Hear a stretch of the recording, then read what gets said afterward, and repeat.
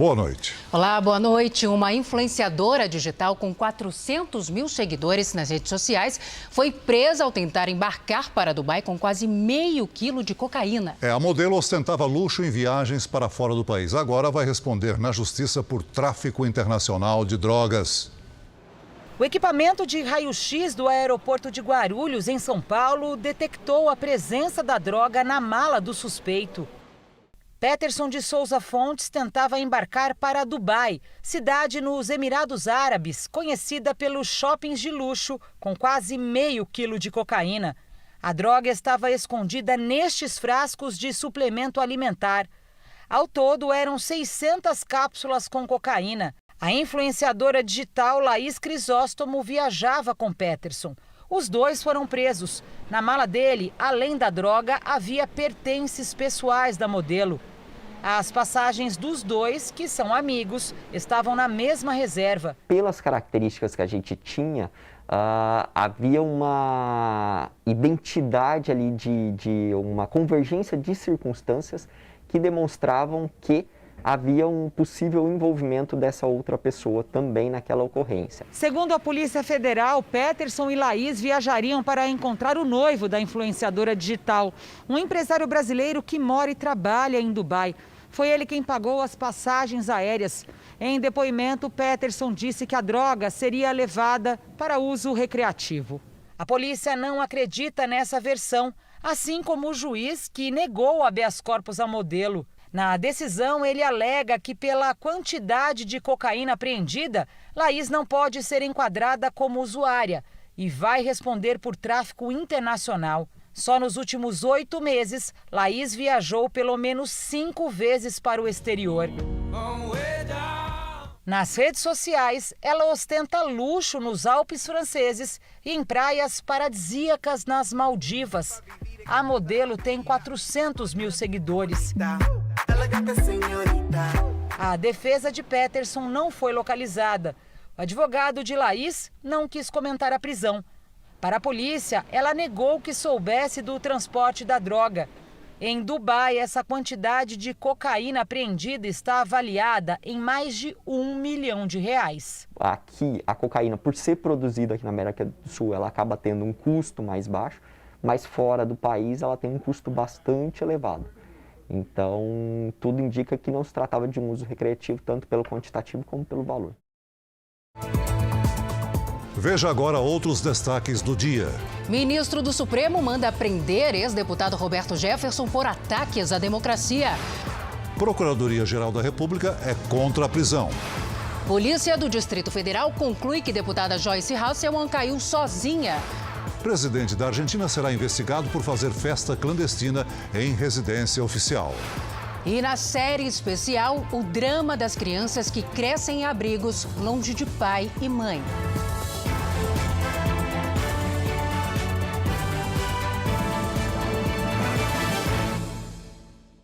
Oferecimento Crédito Imobiliário Bradesco. Taxa a partir de 2,99% ao ano.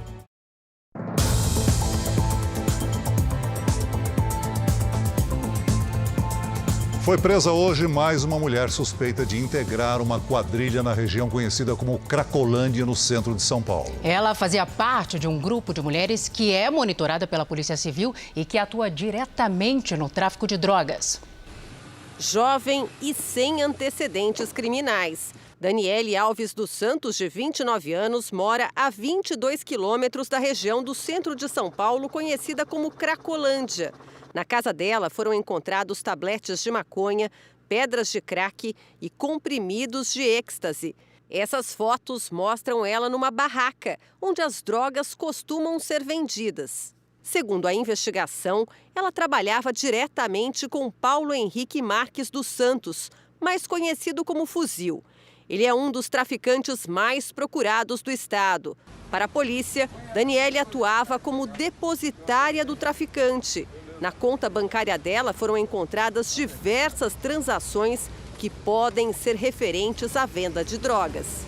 Segundo a polícia, o crime organizado atrai mulheres para despistar os investigadores e assim evitar abordagens. Daniele fazia parte do grupo de pessoas monitoradas pelos agentes de segurança. O rendimento das ações dos traficantes na Cracolândia pode chegar a 200 milhões de reais por ano. Nós temos um número de aproximadamente 10 a 12 mulheres como cabeças, como pessoas que fazem parte, chefiando no ambiente, na área da Cracolândia. Sempre a presença da mulher desperta menos suspeita. Por isso que a mulher é muito utilizada em qualquer prática de crime atualmente. Desde fevereiro, a Operação Caronte tenta reprimir o tráfico na região. Ao todo, 16 pessoas foram presas. Entre os detidos estão um motorista de aplicativo que prestava serviços para Daniele e Fuzil, e Lohane Coutier Bauer Romeiro, conhecida como Gatinha da Cracolândia, que ostentava uma vida luxuosa nas redes sociais. Ela e o namorado foram flagrados pela polícia vendendo drogas em barracas na região. E na Bahia, uma quadrilha deu um golpe que choca pelo inusitado. Os criminosos abriram uma agência bancária falsa para receber pagamentos e depósitos. E quando descobriram que, em vez de pagar contas, estavam transferindo dinheiro aos golpistas, os moradores se revoltaram. Uma multidão foi até a falsa agência protestar. Uma das vítimas usou uma marreta para invadir a sala. Mas do lado de dentro não havia mais nada. Tudo foi retirado de madrugada. É um crime para uma comunidade carente, pessoas lutadoras que lutam para pagar seu boleto. Segundo os moradores, o posto bancário falso tinha uma placa na entrada e funcionou por quase 3 meses. Falta de quase R$4.000. Um boleto aqui, ó, foi de 2.690, um dos boletos. O banco afirmou que nunca teve nenhum posto ou agência credenciada que funcionasse aqui e que divulga na internet todos os endereços oficiais. A polícia investiga agora se o grupo tinha algum tipo de acesso ao sistema do banco, já que alguns pagamentos chegaram a ser feitos nos primeiros dias de funcionamento. Geralmente ele chega nos bairros, ele fica um período de 2 meses. O primeiro mês eles recebem um pagamento normal, os pagamentos constam na conta. E a partir do segundo mês que ele ganha a confiança da comunidade, eles fazem isso, dá um golpe e some. Pelo menos 30 pessoas prestaram queixa. Faça a consulta, por exemplo, do CNPJ da empresa, se é um CNPJ ativo e se essa empresa, por exemplo, possui a autorização do Banco Central. Essas medidas básicas, elas servem para ajudar o consumidor a identificar se é um estabelecimento que realmente está capacitado para fazer esse tipo de pagamento. Depois de 48 horas sem vacinas, os cariocas voltaram aos postos de saúde. E a cidade tem pressa em imunizar a população porque a capital já é considerado o epicentro da variante Delta no país. Maria Heloísa esperou muito por esse dia. E a vacina para ela ainda chegou com atraso. Meu pai morreu há 1 ano e 2 meses. E esse momento é único para mim, nada paga. A cidade do Rio voltou ao calendário depois de 2 dias de vacinação suspensa. A paralisação acontece no momento crítico. A cidade do Rio de Janeiro, de acordo com a Secretaria Estadual de Saúde, é o novo epicentro da contaminação pela variante Delta no país. Em 3 dias, os pedidos por leitos subiram de 106 para 206. As medidas de flexibilização nas últimas semanas no Rio de Janeiro também podem ter contribuído para o aumento da transmissão do vírus. É o que dizem alguns profissionais da área da saúde. A reabertura de casas de shows, bares e o não cumprimento de regras como o distanciamento e o uso de máscaras colocaram o Rio no topo da contaminação pela Delta. Até nas atividades essenciais, onde há maior circulação, as pessoas parecem ter abandonado os cuidados. Você hoje tem supermercados em que as pessoas se cruzam, né, se batem, ônibus cheios, trens cheios, né? Então, são fatores de contaminação críticos, né? A gente não conseguiu controlar essa circulação. 80 leitos em unidades do estado e do município foram reabertos. A gente tem mais de 180 pacientes internados com sequelas de Covid, sem previsão de alta. Então, isso, além disso, causa uma sobrecarga extra na rede. O empresário e apresentador Silvio Santos, de 90 anos, foi diagnosticado com a Covid-19. Está internado num hospital aqui em São Paulo. A gente vai conversar agora com o Leandro Stoliar. Oi, Leandro, boa noite para você. Qual o estado de saúde de Silvio Santos? Oi, Salsi, boa noite, Celso. O hospital ainda não divulgou o boletim médico, mas o quadro de saúde de Silvio Santos é bom. A informação foi divulgada pela família do apresentador numa rede social. De acordo com a postagem, assinada pelas 6 filhas de Silvio, o pai está clinicamente bem, descontraindo o ambiente, brincando com todo mundo, fazendo piadas. Curioso. Segundo a família, os médicos decidiram interná-lo por conta da idade avançada e da necessidade de exames frequentes. Silvio Santos, que voltou a trabalhar recentemente, tem 90 anos de idade e já tomou as 2 doses da vacina contra a Covid-19. Salsi e Celso. Obrigada pelas informações, Leandro. Vamos então aos números da pandemia de hoje. Segundo o Ministério da Saúde, o país tem 20.319.000 casos de Covid-19. São 567.862 mortos. Foram 966 mortes em 24 horas. Também nesse mesmo período, entre ontem e hoje, 22 mil pessoas conseguiram se recuperar da doença. Então, no total, já são 19.173 mil pacientes curados da Covid e 577 mil seguem em acompanhamento médico. O presidente da Argentina, Alberto Fernandes, está sendo investigado por participar de uma festa clandestina em plena residência oficial. Uma foto vazada nessa semana mostra o presidente sem máscara junto com outras 11 pessoas. O evento teria sido uma comemoração do aniversário da primeira-dama em julho do ano passado. Na época, o governo proibia reuniões com mais de 10 pessoas. O presidente pediu desculpas pela comemoração, disse que não deveria ter sido feita e que não voltará a acontecer. A oposição fez um pedido simbólico de impeachment. A Justiça Argentina comunicou que vai investigar o caso. Alberto Fernandes pode responder por descumprimento do decreto e por atentado à saúde pública, o que acarretaria uma pena de 6 meses a 2 anos de prisão. Na Argentina, mais de 5 milhões de pessoas foram infectadas pelo coronavírus e mais de 100 mil morreram. Em relação à vacina, 59% da população já tomou pelo menos uma dose. Aqui no Brasil começa a funcionar hoje um sistema integrado entre bancos e instituições financeiras que promete tornar o acesso ao crédito mais barato. A primeira tentativa de conseguir crédito bancário foi para comprar máquinas que agilizassem a fabricação de doces. Atraída por uma proposta, Vanessa até mudou de banco. Você recebe a oportunidade de uma outra instituição financeira e fala, consigo te baixar um pouquinho, aí você leva. Ah, mas você vai começar o seu histórico tudo de novo, tá?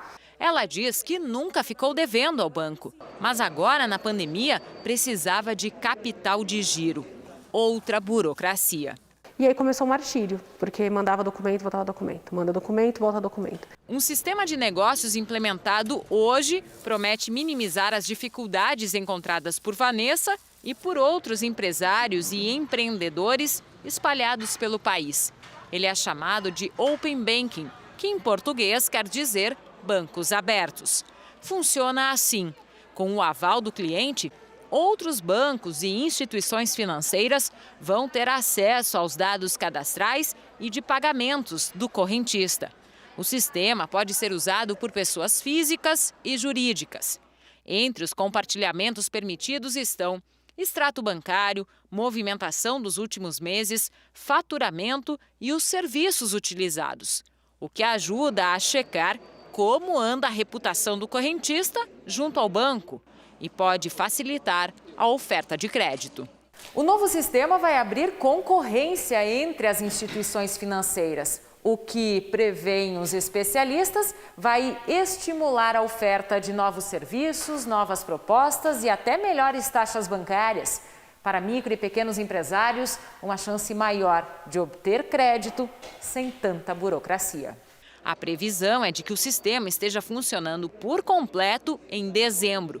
Especialistas da área econômica consideram que correntistas terão agora mais poder de escolha e que as portas de mais bancos devem se abrir para novos clientes. O lado bom da concorrência é que você tem outras instituições querendo você como cliente. Então, elas vão supostamente baixar uma taxa de juro, oferecer um serviço diferenciado. Então, elas vão meio que brigar por esse cliente. Os casos policiais que fizeram o Brasil parar nas últimas décadas são temas do mais novo podcast que estreou hoje no R7.com, Play Plus, YouTube e aplicativos de áudio. É o Arquivo Vivo, um projeto comandado por 2 premiados jornalistas investigativos da Record TV, Percival de Souza e Renato Lombardi.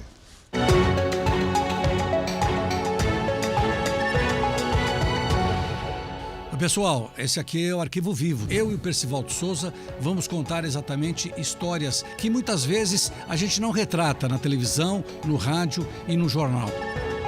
No episódio de estreia, um caso com mais de 30 anos, até hoje cercado de mistérios. O crime da Rua Cuba.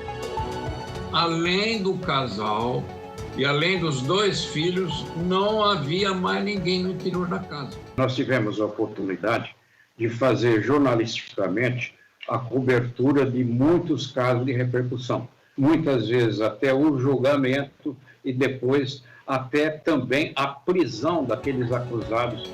O podcast Arquivo Vivo também vai falar de um criminoso que aterrorizou o país e que o Lombardi entrevistou cara a cara, o bandido da luz vermelha. Fiquei conversando com ele durante 2 horas, me despedi e a última pergunta que eu fiz, falei, o que você tem vontade? São histórias que ocuparam o noticiário policial por semanas ou meses seguidos. Casos que tiveram repercussão até internacional e que o Percival e o Lombardi acompanharam de perto. Agora, eles revisitam os fatos, relembram os detalhes e trazem os bastidores dessas investigações. Tudo em podcast.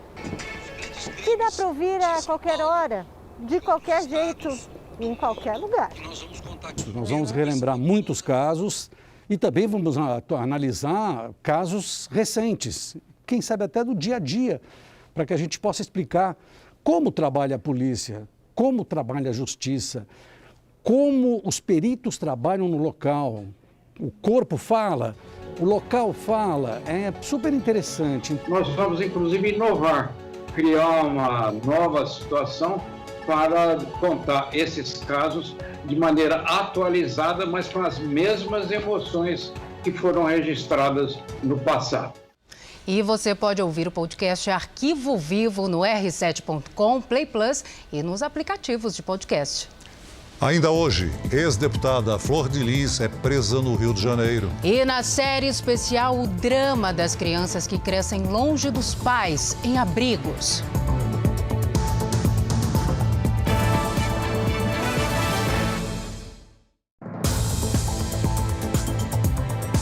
O presidente Bolsonaro esteve hoje no Ceará para a inauguração de um conjunto habitacional. Ele falou sobre a inflação e a proposta de aumento no Bolsa Família. Na saída do aeroporto de Juazeiro do Norte, o presidente era esperado por moradores da cidade. Jair Bolsonaro chegou usando máscara, depois tirou. O presidente participou da entrega de casas populares, quase 2.800 unidades, financiadas por um programa do governo federal. No discurso, falou sobre a proposta de ampliação dos valores do Bolsa Família.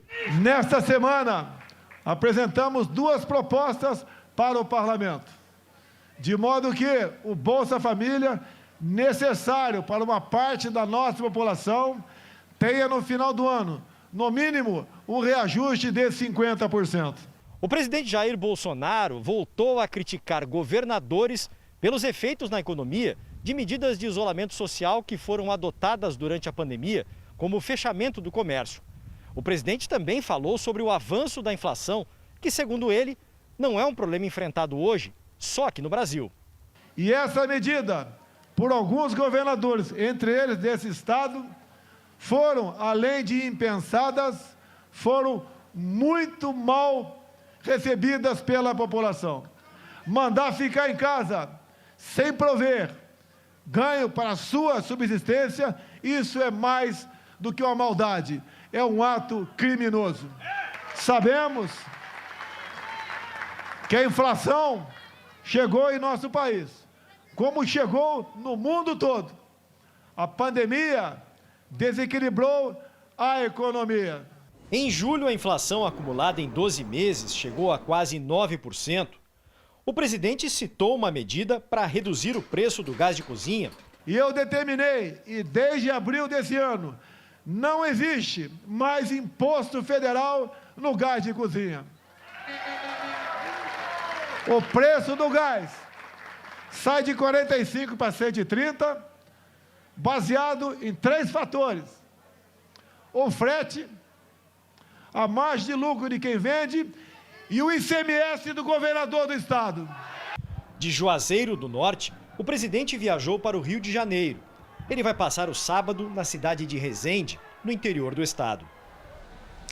Nos Estados Unidos, o mês de julho teve o maior número de imigrantes ilegais detidos em mais de 20 anos. É um novo recorde da crise humanitária na fronteira com o México. Os números surpreenderam as autoridades, que normalmente veem as travessias ilegais diminuírem nessa época do ano por causa do calor intenso. Mas, contrariando as expectativas, a crise se agravou.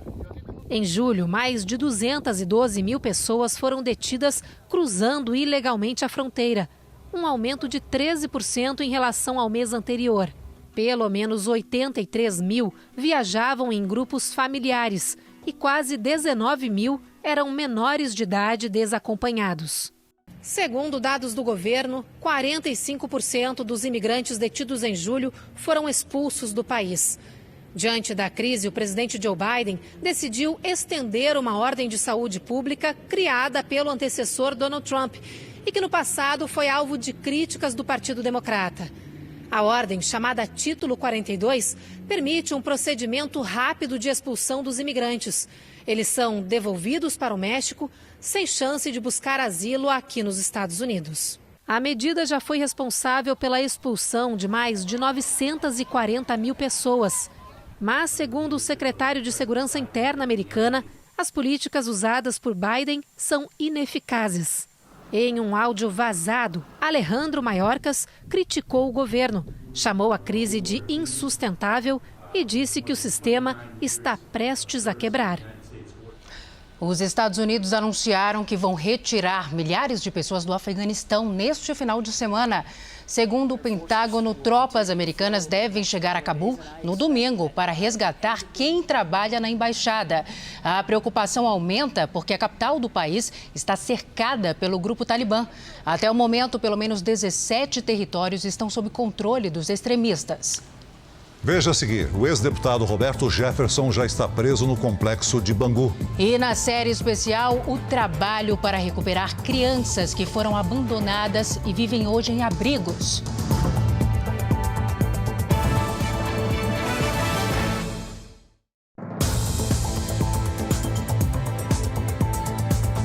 O ex-deputado Roberto Jefferson, preso hoje de manhã, já foi transferido para o complexo de Bangu, na zona oeste do Rio de Janeiro. Ele foi detido em casa por ordem do ministro Alexandre de Moraes, do Supremo Tribunal Federal. Ao saber da ordem de prisão, o político disparou ataques contra Moraes e o STF. Uma escolta da Polícia Federal esperava o presidente nacional do PTB na residência dele em Levi Gasparian, cidade a 150 quilômetros da capital. Assim que tomou ciência da ordem de prisão, o ex-deputado enviou um áudio aos apoiadores com ofensas ao ministro Alexandre de Moraes e ao Supremo. Eu acabei de receber esse mandado do maridão de Dona Vivi, o cachorro do Supremo, o Xandão. Pior caráter que tem no Supremo. O Supremo é um partido político comunista que tem condições de expedir mandados de prisão e inquéritos que não tem o Ministério Público. Inquéritos no vazio. Penso que eles chegaram no limite da inconstitucionalidade, da agressão à ordem jurídica nacional. Foi assim na Venezuela. Nós estamos vendo repetido no Brasil. Os conservadores sendo presos por um tribunal corrupto, que é o Supremo. Além da prisão preventiva, quando não há prazo para acabar, o ministro do Supremo Tribunal Federal mandou bloquear as contas de Roberto Jefferson nas redes sociais, usadas, segundo ele, para a divulgação de mensagens antidemocráticas. Momentos antes de ser levado pelos agentes, o político gravou áudios para os simpatizantes. Em outro trecho da mensagem, antes da prisão, Roberto Jefferson segue com ataques à Suprema Corte. Hoje o Supremo é um Morcrim, uma organização criminosa para servir aos interesses dos comunistas e para praticar abuso de autoridade e constrangimento ilegal. Roberto Jefferson está na política há várias décadas. Foi da base de apoio do ex-presidente Collor. Fez a denúncia do mensalão no governo Lula. Foi condenado pelos crimes de lavagem de dinheiro e corrupção passiva. E hoje apoia o presidente Bolsonaro. À tarde, ao passar pela sede da Polícia Federal no centro do Rio, o ex-deputado foi levado para o presídio de Bangu, na zona oeste da cidade. A decisão de autorizar a prisão e as buscas e apreensões de equipamentos eletrônicos e armas de Roberto Jefferson foi tomada pelo ministro Alexandre de Moraes sem consultar o plenário do Supremo Tribunal Federal. A Procuradoria-Geral da República discorda da decisão.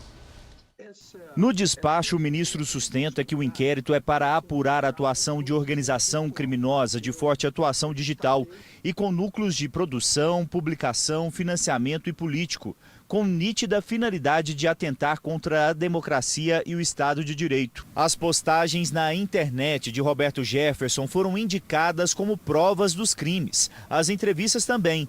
As investigações indicam ainda que Roberto Jefferson pleiteou o fechamento do Supremo, a cassação imediata de todos os ministros, incitando a violência física contra os ministros.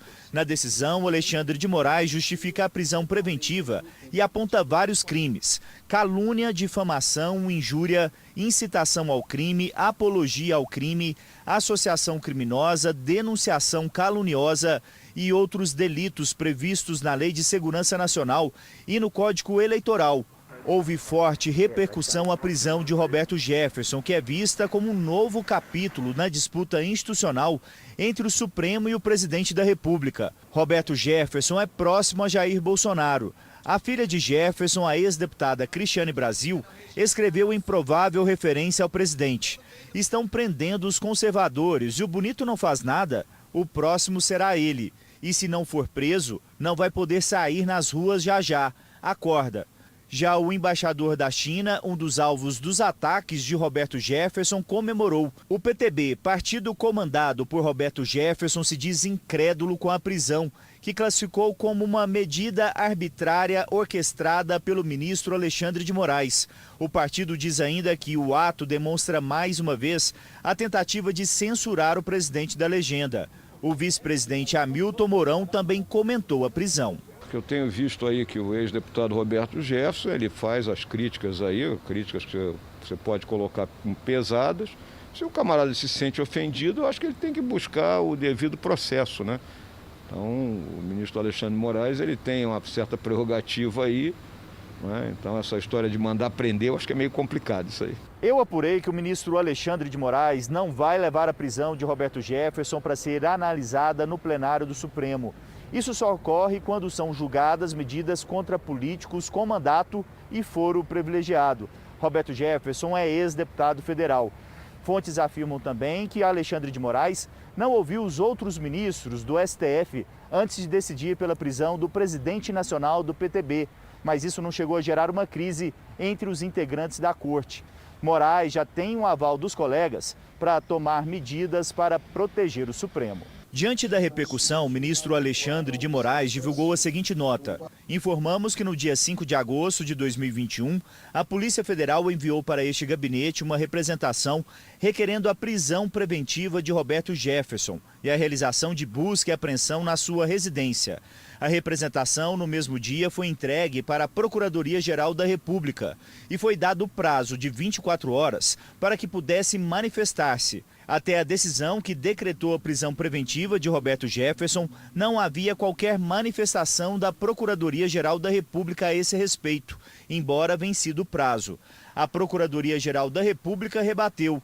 Em nota, afirmou que houve sim manifestação da PGR e que o parecer foi contrário à prisão preventiva de Roberto Jefferson. Na visão do procurador Augusto Aras, a medida representa censura prévia à liberdade de expressão. No documento, a Procuradoria ainda diz que não vai contribuir para ampliar o clima de polarização no país. E em São Paulo, drones têm sido usados para destruir objetos que param na rede elétrica e põem a vida das pessoas em risco. As máquinas são capazes de lançar fogo sobre as ameaças. Uma cena que impressiona. A nuvem negra cobre a paisagem seca, enquanto as chamas avançam rumo à rede de energia elétrica. Nesse outro ponto, o fogo provoca pequenas explosões, danificando parte do sistema. Queimadas assim podem ser o resultado de uma brincadeira arriscada. Os gigantescos e perigosos balões flutuam no céu e caem na fiação, causando riscos à segurança, além de um prejuízo financeiro que pode refletir no preço da tarifa de energia. Tanto pelo prejuízo que é causado, né, na queda de um objeto, como pelo tempo de interrupção que aquele sistema vai ser submetido para a retirada desses objetos. Todos os anos, a empresa investe quase 30 milhões de reais na prevenção de queimadas em áreas próximas às torres. Mesmo assim, o número de queimadas ilegais tem aumentado bastante, quase 400% em apenas um ano. E para isso agora, a concessionária vai contar com um apoio especial, um drone. Só que esse tem habilidades diferentes. Os drones incineradores são um equipamento chinês com programação brasileira. Ele leva um compartimento com combustível e ele realiza um sopro, né, em alta temperatura, incinerando em ações de segundos esses resíduos de objetos que porventura estejam depositados nos nossos equipamentos. Quando o objeto invasor e perigoso é identificado pelo sistema, o drone incinerador entra em ação. Basta um comando e a chama é lançada, sem danificar a rede elétrica. O objeto é destruído antes de provocar um dano maior. A temperatura que ele alcança, né, com essa incineração, ela é sempre muito menor do que a suportada pelos cabos, né, que são feitos para suportar calores muito maiores. Até o momento, 4 drones estão em operação, mas a experiência deu tão certo que o exército de técnicos voadores pode ser ampliado em breve. No Amazonas, um helicóptero do Exército caiu minutos depois de decolar. Uma pessoa morreu. Imagens registradas por moradores do município de Careiro da Várzea mostram o momento em que a aeronave perde altitude e cai na água. Chovia forte na hora do acidente. O helicóptero modelo Pantera pertencia ao 4º Batalhão de Aviação do Exército. A aeronave decolou em Manaus por volta de 11 da manhã para uma missão operacional na cidade de Itaituba, no estado do Pará. 6 militares estavam a bordo. O capitão Peterson dos Santos Alves Verli, de 33 anos, morreu. Os outros 5 tripulantes foram resgatados e trazidos para o Hospital Militar de Manaus. Em nota, o Comando Militar da Amazônia disse que uma equipe de aviação do Exército está investigando as causas do acidente. Informou ainda que está dando apoio à família das vítimas. A ex-deputada Flor de Lis foi presa no início da noite. Ela é acusada de ser a mandante da morte do marido, o pastor Anderson do Carmo, há 2 anos. A repórter Priscila Tovic tem outras informações para a gente. Priscila, boa noite para você. Olá, boa noite a todos. Flor de Lis estava na casa dela em Niterói. Sem algemas, ela foi levada para a delegacia de homicídios. Depois fará o exame de corpo de delito no IML e finalmente vai para um presídio. A prisão preventiva foi decretada pela Justiça após pedido do Ministério Público do Rio. Há 2 dias, Flor de Lis teve um mandato cassado. Pelas redes sociais, a ex-deputada disse ser inocente. O pastor Anderson do Carmo foi assassinado quando chegava em casa em 2019. 2 filhos do casal estão presos suspeitos de terem participado do crime. A defesa de Flor de Lis entrou com um pedido de habeas corpus no Superior Tribunal de Justiça e considerou a prisão da ex-deputada desnecessária, abusiva e ilegal e disse que ela vai continuar lutando para provar a sua inocência. Celso Salsi. Obrigada, Priscila, pelas suas informações. Não foi violência doméstica nem agressão de terceiro. Para a Polícia Civil do Distrito Federal, a deputada Joyce Hasselmann levou um tombo dentro de casa. O caso corre em segredo de justiça, mas hoje a Polícia Civil de Brasília divulgou a conclusão do laudo de que houve queda da própria altura, ou seja, que a deputada levou um tombo. O documento ainda descartou a possibilidade dela ter sido vítima de agressões. Segundo os investigadores, possivelmente foi um acidente provocado pelos efeitos de remédio que a parlamentar toma para dormir.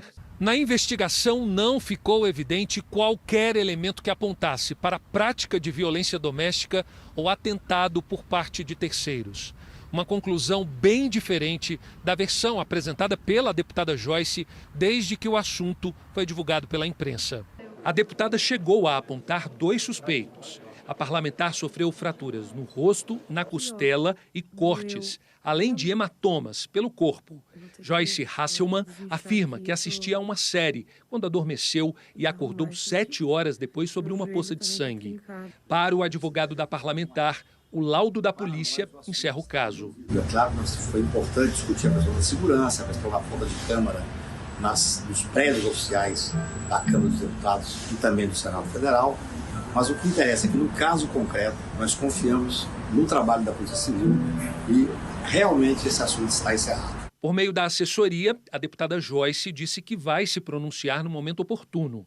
O laudo feito pela Polícia Civil e toda a investigação foram encaminhados à Justiça e ao Ministério Público. Depois que governadores e prefeitos reclamaram do atraso na entrega das doses da vacina contra a Covid-19, o Ministério da Saúde informou hoje que 3,5 milhões de doses estão no centro de distribuição. Nós vamos agora ao vivo a Brasília com Yuri Ascar. Boa noite, Yuri. A entrega foi paralisada, a distribuição? Boa noite, Celso. Segundo o Ministério da Saúde, não, viu? Todas as doses ou já estão liberadas ou vão ser até amanhã. E ainda de acordo com o Ministério, o atraso máximo foi de 7 dias e ocorreu, em parte, devido às normas para verificar a qualidade da vacina. O governo nega a diferença de tratamento na distribuição aos estados. E a discussão sobre a possibilidade de uma terceira dose avançou na Anvisa. A agência pediu à Pfizer esclarecimentos sobre os estudos da farmacêutica a respeito do assunto. Isso porque a agência reguladora dos Estados Unidos decidiu iniciar a aplicação de mais uma dose nos pacientes transplantados ou com problemas de imunidade. Salce, Celso. Obrigado, Yuri, pelas informações. Vamos ver como está o andamento da vacinação em todo o país. Somadas as aplicações da primeira e segunda doses, 1.690.000 pessoas receberam a vacina contra o coronavírus nas últimas 24 horas. E hoje o Brasil tem mais de 113.392.000 pessoas vacinadas com a primeira dose e 48.972.000 completaram a imunização. Sergipe ultrapassou 50% da população, 1.166.000 pessoas imunizadas. O Rio de Janeiro também já imunizou mais da metade do estado, 50,46%. São 8.763.000 vacinados com pelo menos a primeira dose. No Ceará, são 46,33%. Um total de 4.256.000 pessoas. E o Pará é o estado que menos vacinou proporcionalmente. São 39,25%, 3.411.000 pessoas. E no portal r7.com você pode acompanhar a situação de todos os estados no nosso mapa interativo. O líder do governo na Câmara, Ricardo Barros, voltou a afirmar hoje que a CPI da pandemia afastou empresas interessadas em vender vacinas ao Brasil. Um dia após prestar depoimento à CPI, Ricardo Barros continua defendendo o que disse na comissão. Em uma postagem, Barros afirma que a CPI está afastando fornecedores de vacinas. Segundo ele, a Covaxin e a vacina do laboratório CanSino começaram a ser negociadas no Brasil, mas não foram para frente por causa da atuação da CPI. A farmacêutica CanSino desmentiu a informação. Ontem, as declarações de Barros provocaram um bate-boca e a suspensão da sessão. Ele voltará à CPI, mas como convocado e não mais convidado. Na prática, passa a ter obrigação de dizer a verdade. Segundo suspeitam alguns senadores, o líder do governo manteria um esquema de corrupção dentro do Ministério da Saúde, que seria sustentado pelo então diretor de logística da pasta, Roberto Dias.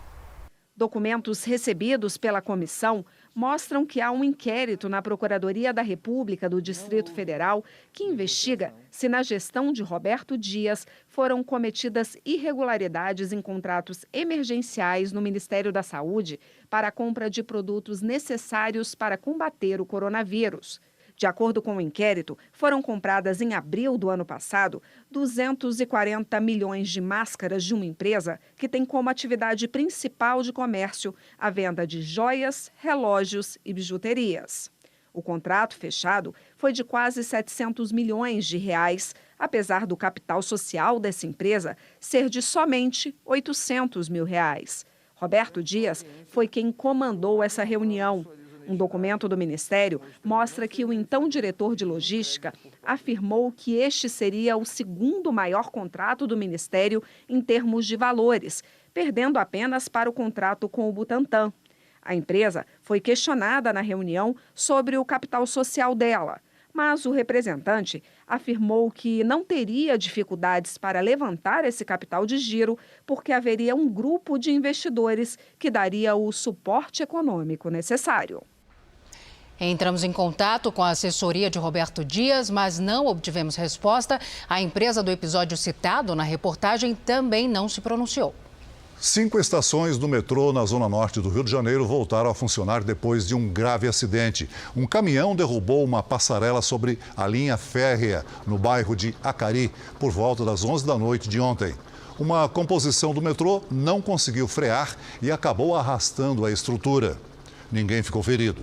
Técnicos da prefeitura e da concessionária que administra o metrô passaram o dia cortando as ferragens para liberar os trilhos.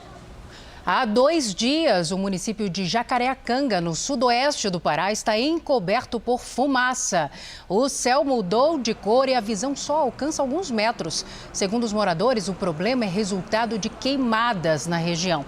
Mas o Corpo de Bombeiros disse que não tem registro de focos de incêndio.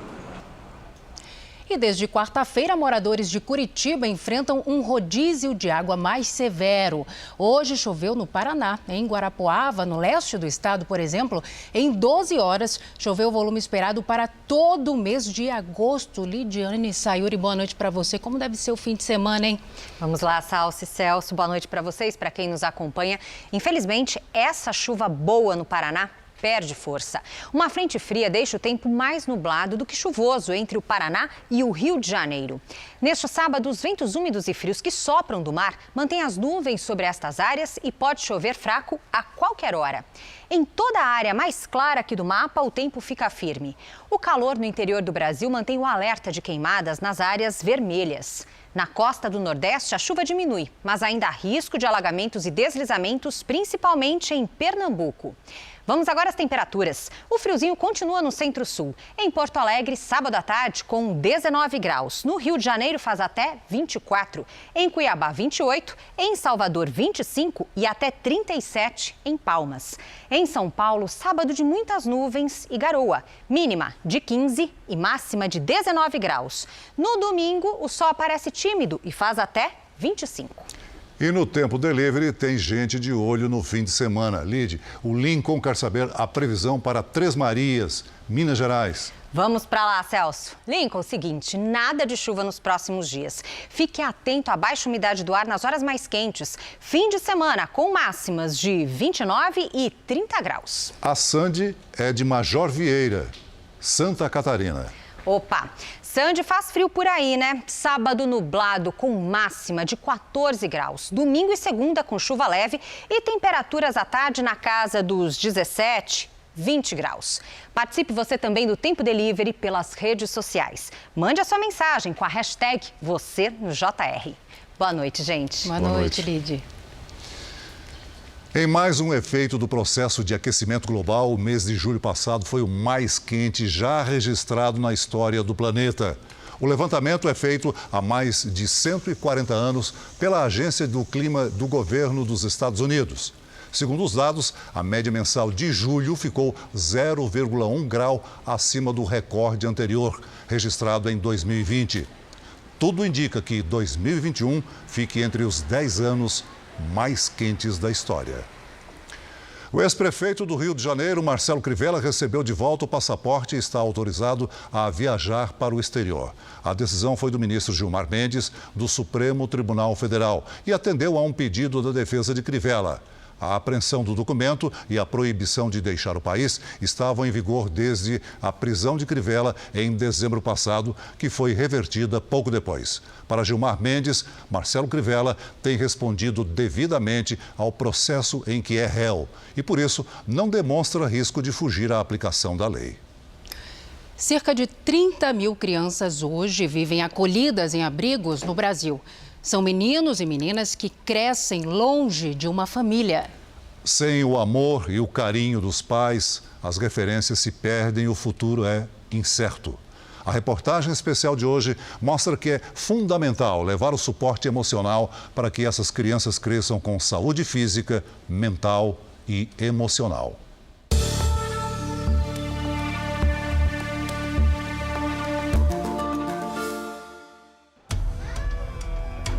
O serviço de acolhimento é o lar provisório de crianças e jovens separados ou abandonados pelas famílias. Eles nem amadureceram e já lidam com sentimentos de culpa, rejeição e solidão. A grande maioria das crianças que a gente recebe aqui desejam muito voltar para a família. Se sentem tristes, não entendem, como se tivessem feito algo errado para estar aqui, para merecer estar no abrigo. O apoio que encontram aqui é importante para seguir em frente, mas não ocupa o vazio que se instala. Sentem falta de ter uma figura, por mais que a gente acabe proporcionando um ambiente familiar, proporcionando também carinho, atenção. Não somos a família deles, né? Então eles sentem falta de uma pessoa única, né? Falar, aquele é meu pai, aquela é minha mãe. Eles sentem falta dessa segurança dessa pessoa. É tão fundamental que antes de entrar para um processo de adoção, a tentativa é sempre voltar às origens, ao convívio da família. Por mais que eu seja referência de alguma criança, eu não sou a mãe dessa criança, né? Dá o meu horário de trabalho, eu vou embora. Em todo o país, o Sistema Nacional de Acolhimento aponta que quase 30 mil crianças estão acolhidas em abrigos. Menos de 5 mil se encontram em processo de adoção e outras 4.300 estão disponíveis para serem adotadas. Em termos sociais, o ideal é que a criança seja sempre mantida no seu ambiente de origem, né? Tanto no seu ambiente familiar de origem, quanto no seu ambiente territorial de origem. Quando é impossível manter a criança com pai e mãe biológicos, ou então com família extensa, né? Com algum familiar com quem ela tenha vínculo de afeto, aí sim a criança vai ser colocada numa família substituta, né? Sob forma de adoção. O Estatuto da Criança e do Adolescente diz que é dever da família, da comunidade, da sociedade em geral e do poder público assegurar com absoluta prioridade os direitos à vida, saúde, alimentação, educação, dignidade e a convivência familiar e comunitária. Sem o amor e a proteção desses direitos, o desenvolvimento e o futuro dos pequenos e dos jovens são prejudicados. Não é só o hematoma que causa um transtorno para a criança. Existem hematomas psicológicos. A gente não está vendo que ali está roxo, mas está, né?